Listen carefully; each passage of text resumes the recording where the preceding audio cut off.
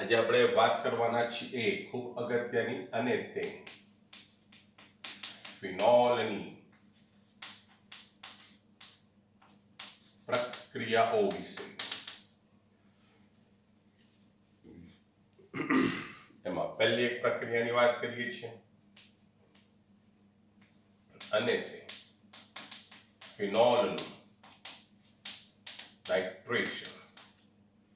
Phenol પર કયો group છે? OH ગ્રુપ છે. કયો ગ્રુપ છે? OH. બરાબર. ઓકે, ફિનોલ પર જે OH ગ્રુપ છે તે OH ગ્રુપ પર કયો ગ્રુપ છે? તો કે OHA ઓર્થો પેરા નિર્દેશક સમૂહ છે. OH ઓર્થો પેરા નિર્દેશક સમૂહ છે, એટલે આવનાર સમૂહને ઓર્થો અને પેરા પર મોકલે છે. બરાબર. ઓકે, બીજી વાત પછી વાત કરીએ આપણે નાઇટ્રેશનની. પહેલી વાત, OH ઓર્થો પેરા નિર્દેશક સમૂહ છે. બીજી વાત, આ જે ફિનોલ છે તે ફિનોલ FC એટલે કે ફિડલક્રાફ્ટ પ્રક્રિયા ન કરે અથવા ખૂબ જ ઓછી નીપજ આપે, કારણ કે તેના OH ના O પાસે બે અયુગ્મ ઇલેક્ટ્રોન જોડી છે, જે ઇલેક્ટ્રોન જેથી ઓક્સિજન ઇલેક્ટ્રોન દાતા તરીકે વર્તે છે.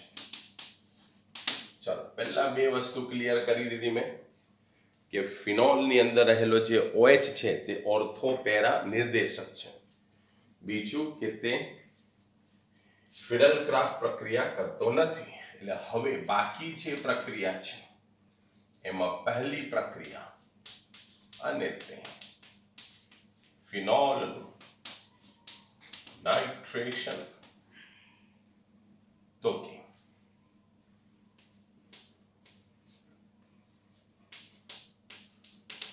ફિનોલની મંદ HNO3 સાથે પ્રક્રિયા થાય તો એને કારણે OH તો ત્યાં રહેવાનું જ. એકવાર NO2 ઓર્થો પર જાય, બીજી વાર NO2 ક્યાં જશે? પેરા પર.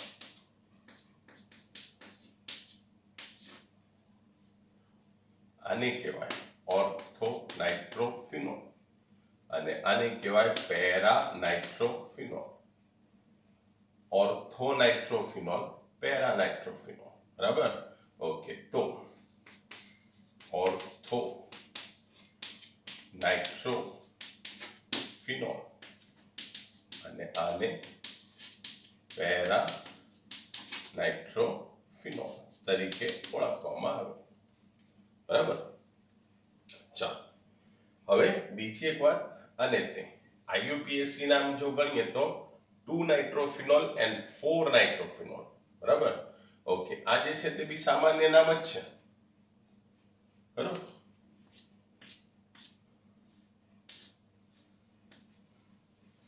ચાલો, એ જ રીતે હવે આ જે પ્રક્રિયા છે, આ બંનેનું જે મિશ્રણ છે તે મિશ્રણ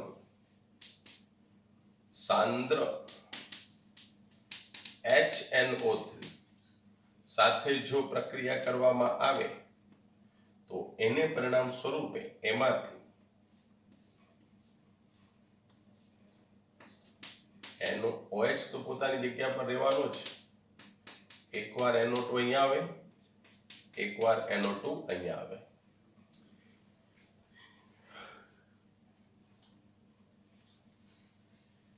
આ છે પોઝિશન નંબર 2, 1 2 3 4.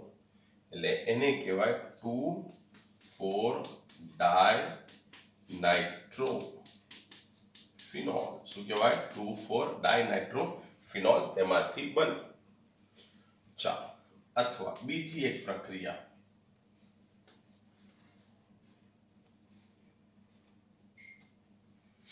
આપણી પાસે આ પ્રમાણે ફિનોલ છે,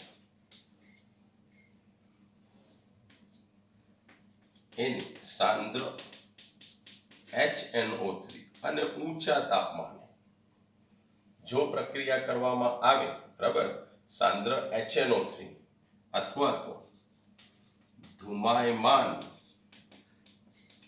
HNO3 પ્લસ ધુમાયમાન H2SO4 એની સાથે જો એની પ્રક્રિયા કરવામાં આવે તો એને પરિણામ સ્વરૂપે OH તો ત્યાં જ રહેવાનું, NO2 and NO2 એને કહેવામાં આવે છે 2,4,6 ટ્રાય નાઇટ્રો ફિનોલ. શું કહેવાય ને? 2,4,6 ટ્રાય નાઇટ્રો ફિનોલ તરીકે ઓળખવામાં આવે છે. એમાંથી બને છે 2,4,6 try nitro phenol.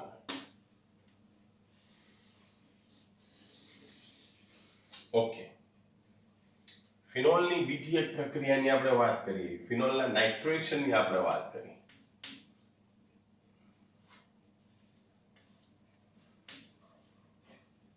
Second one, ફિનોલનું બ્રોમિનેશન.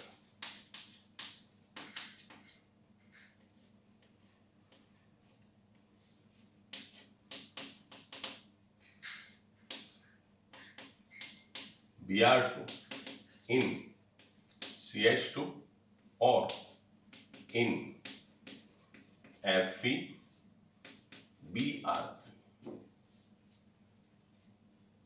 બરાબર. ઓકે, સાથે જો પ્રક્રિયા થાય તો એને કારણે એમાંથી OH અને એકવાર ઓર્થો પર Br અને બીજી વાર પેરા પર Br. બરાબર. ખૂબ ઠંડુ CH2 હોય તો ખાલી એક જ નિપજ મળે છે અને તે મોનોબ્રોમોફિનોલ. બરાબર. એને કહેવામાં આવે છે ઓર્થો બ્રોમોફિનોલ. આને કહેવાય પેરા બ્રોમોફિનોલ. બરાબર. ઓકે, પણ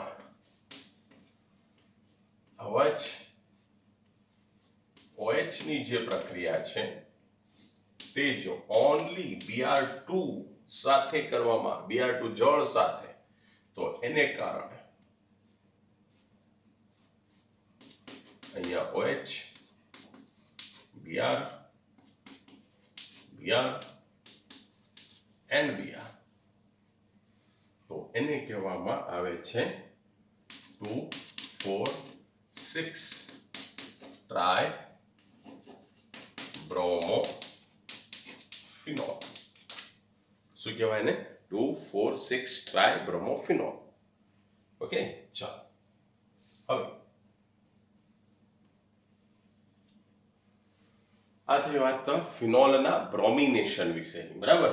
એક થઈ વાત ફિનોલનું નાઇટ્રેશન, બીજી વાત કરીએ આપણે ફિનોલના બ્રોમિનેશન વિશેની. ત્રીજી, ફિનોલની પ્રક્રિયા.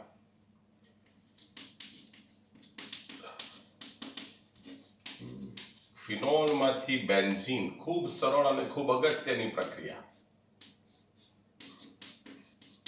ફિનોલને ZN સાથે ગરમ કરવામાં આવે તો એને કારણે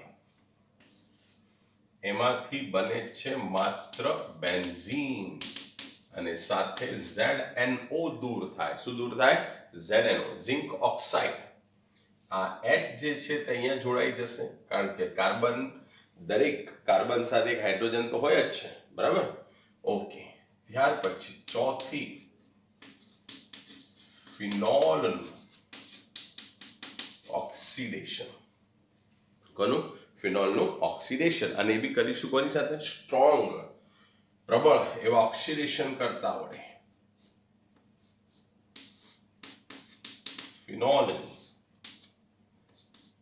Na2Cr2O7 in presence of H2SO4 અથવા K2Cr2O7 H2SO4 અથવા KMnO4 કોઈ બી ચાલે, પ્રબળ ઓક્સિડેશન કરતા જોઈએ, બરાબર. તો એને કારણે એમાંથી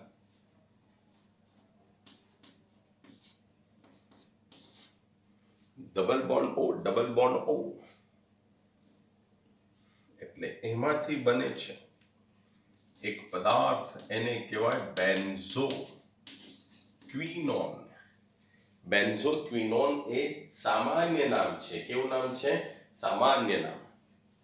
પણ એનું ટિપિકલ IUPAC નામ બી છે. 1 2 3 4 5 6 નાનો નંબર 5 અને 2.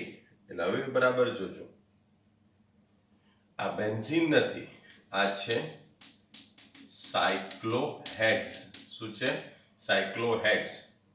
2 5 2 5 પર ઇન એટલે ડાઇન, 2 5 ડાઇન, 1 4 ડાયોન, ડાયોન એટલે ડાયોન. કન્ટિન્યુ છે. સાયક્લોહેક્સ 2 5 ડાઇન 1 4 ડાયોન. સાયક્લોહેક્સ 2 5 ડાઇન 1 4 ડાયોન. બરાબર. ઓકે.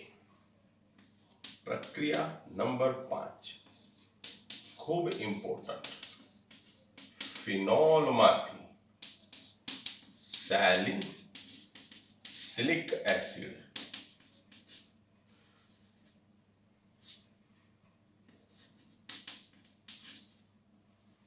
બરાબર. ફિનોલમાંથી સેલિસિલિક એસિડ. ચાલો, ફિનોલમાંથી સેલિસિલિક એસિડ બનાવવા માટે, હવે સેલિસિલિક એસિડ એટલે એક OH અને ઓર્થો પર COH, એટલે એ ધ્યાનમાં રાખવાનું. આપણી પાસે પહેલો એક પદાર્થ છે ફિનોલ, OH. એની પ્રક્રિયા કરવાની NaOH સાથે, એટલે એમાંથી બનશે ONA. શું બનશે? ONA. બરાબર. સોડિયમ ફિનોક્સાઇડ એની પહેલા CO2 સાથે અને પછી એસિડ સાથે પ્રક્રિયા કરવાની. CO2 સાથે પ્રક્રિયા કરો ને એટલે અહીંયા OH અને અહીંયા આવી જાય COONA. પછી બીજા તબક્કામાં એસિડ સાથે પ્રક્રિયા થાય તો અહીંથી Na નીકળીને અહીંયા આવી જાય H. આને કહેવામાં આવે છે OH અને ઓર્થો પર COH. એને જ કહેવાય છે સેલિસિલિક એસિડ. આ એનું સામાન્ય નામ છે. એનું જ IUPAC નામ જો લખવું હોય તો એને માટે તમારે COH ને મહત્વ આપવું પડે. એટલે 2 hydroxy benzoic acid, 2 hydroxy benzoic acid તરીકે એને લખી શકાય. બરાબર. ઓકે. આ જે મેથડ છે એને કહેવામાં આવે છે કોલ્બે પ્રક્રિયા. કઈ પ્રક્રિયા? કોલ્બે પ્રક્રિયા તરીકે એને ઓળખવામાં આવે છે. કઈ પ્રક્રિયા તરીકે? કોલ્બે. બરાબર. ઓકે. એ જ રીતે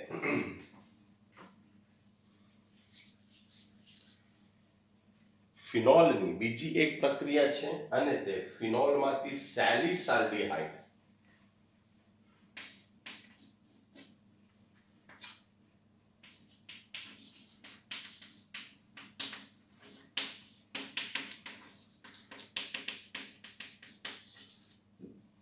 એ પ્રક્રિયાનું નામ છે રીમર-ટીમાન પ્રક્રિયા.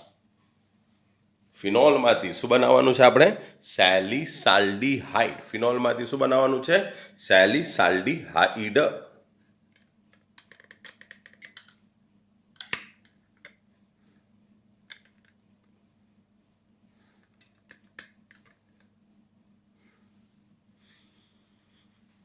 એને માટેની પ્રક્રિયાને કહેવાય રીમર-ટીમાન પ્રક્રિયા.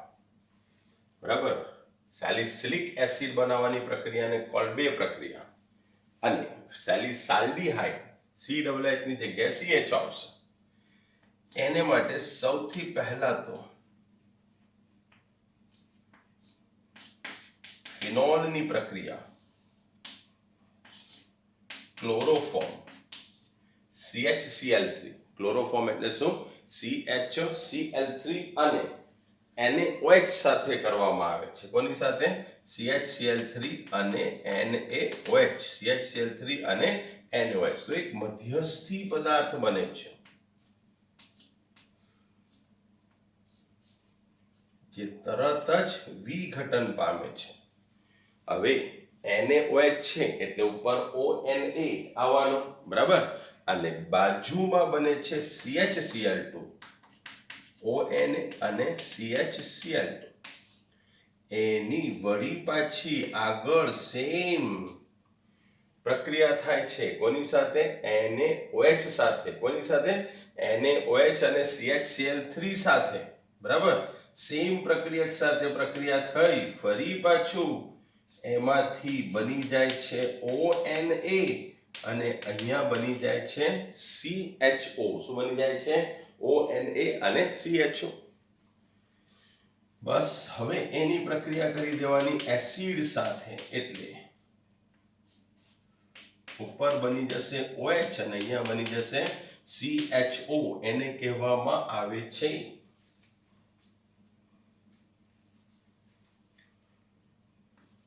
સેલિસાલ્ડીહાઇડ શું કહેવામાં આવે છે સેલિસાલ્ડીહાઇડ અથવા તો H2 હાઇડ્રોક્સી બેન્ઝોઇક એસિડની આ વખતે કહીશું બેન્ઝાલ્ડીહાઇડ 2 હાઇડ્રોક્સી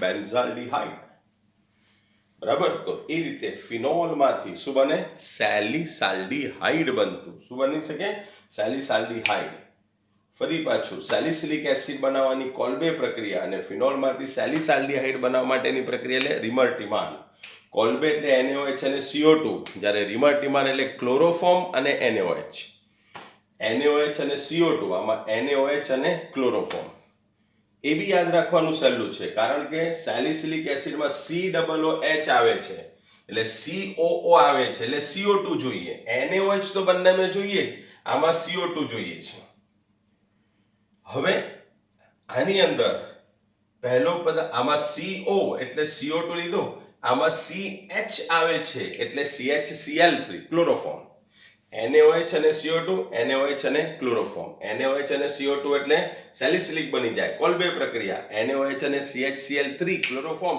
એટલે સેલિસાલ્ડીહાઇડ બની જાય રિમર્ટિમાન પ્રક્રિયા ખાસ યાદ રાખવાની બંને પરીક્ષાની દ્રષ્ટિએ મોસ્ટ ઇમ્પોર્ટન્ટ છે બરાબર ઓકે તો આ થઈ વાત તો કોના વિશેની ફિનોલની વિવિધ પ્રક્રિયાઓ વિશેની ઓકે ચાલો આ પ્રમાણે તમારે